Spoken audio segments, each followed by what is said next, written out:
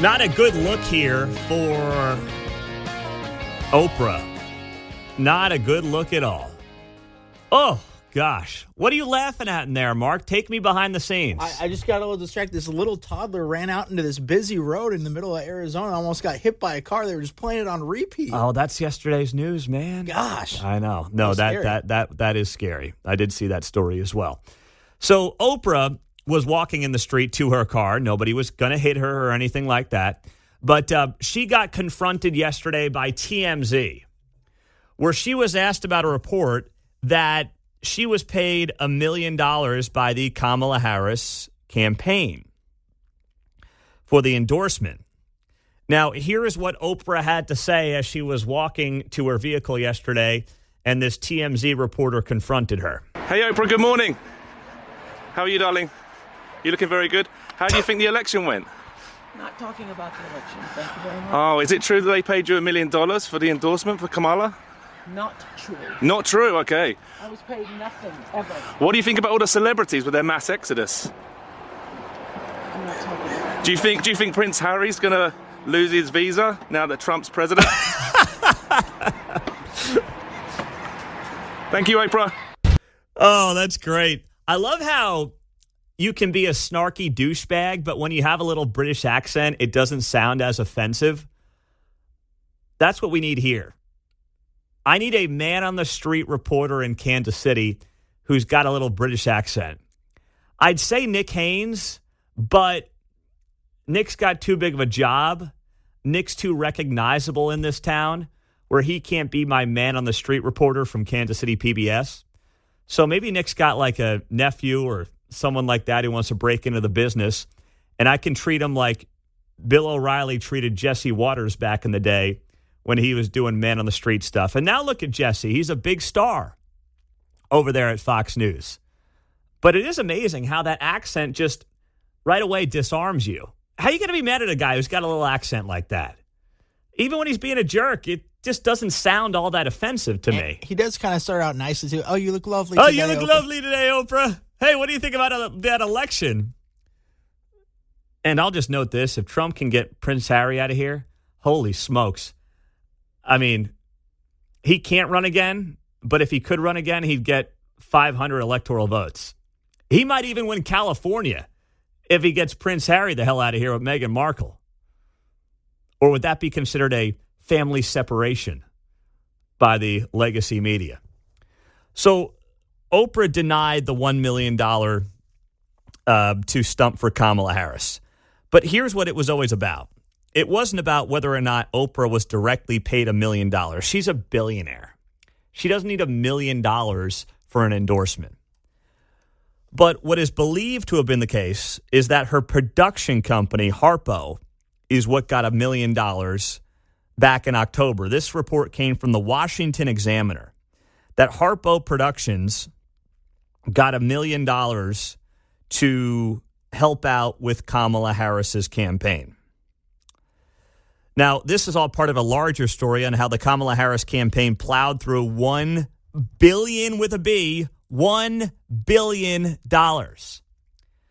See, this is just another example of how when it comes to politics and when it comes to running a large institution like the federal government, who do you want in charge? The people who blew through $1 billion and now apparently find themselves in some debt? And as I saw last week and shared with you, there are vendors who don't know if they're going to get paid from some of Kamala Harris's last events. Meantime, Donald Trump operated in the black with his campaign. Who do you want running the economy? Who do you want trying to balance the budget for the federal government? The people who blew through $1 billion and now may not end up paying their vendors, or the ones who ran a much more efficient, much more effective campaign. But clearly Oprah was none too pleased by the TMZ reporter giving her a piece of his mind yesterday. But I found it wildly entertaining. There are also reports that Kamala Harris's team spent six figures on a set for the Call Her Daddy podcast. That was the sex podcast that she went on, about a month ago. And they apparently spent six figures to make the set look nice. That is insane. how many people does it take to make a set look halfway decent for a podcast? And how much money should that cost? Go to Home Goods. I'll have Kate set the place up. It'll cost a fraction of that. There are also reports that $10 million was spent on Beyonce. $5 million was spent on Megan Thee Stallion to twerk on stage. And I forget where that I think, was that Detroit? I think it was Atlanta. No, you're right. That was Atlanta, Mark. Thank you for keeping tabs on where the celebrities showed up. I don't know what Eminem cost. Who the heck knows?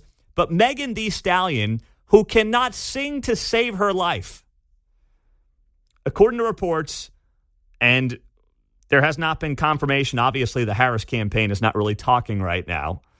But there are reports that it was a $5 million fee to get her out to Atlanta. And if there's one thing that is indisputable coming out of this election, celebrity endorsements are dead. From Taylor Swift to Beyonce to Oprah to Megan Thee Stallion, they are done. Every single one of these celebrities would be better off in a situation where they just keep their mouths shut. Nobody cares what they think anymore. They're not relatable. And most importantly, it's baked into the cake. A celebrity coming out for Donald Trump at this point is something that actually might be a big deal. I'm still not convinced it really moves the needle, but that would actually matter because it would be a surprise. But a celebrity backing a Democrat running for president is no longer news. It's completely irrelevant. It's expected. So if something's expected by the general public, if it's baked into the cake, then why are these campaigns paying money for it? Why do they think like it's going to move the needle with anybody? If Taylor Swift and Beyonce cannot move the needle with women in particular, who's going to do it?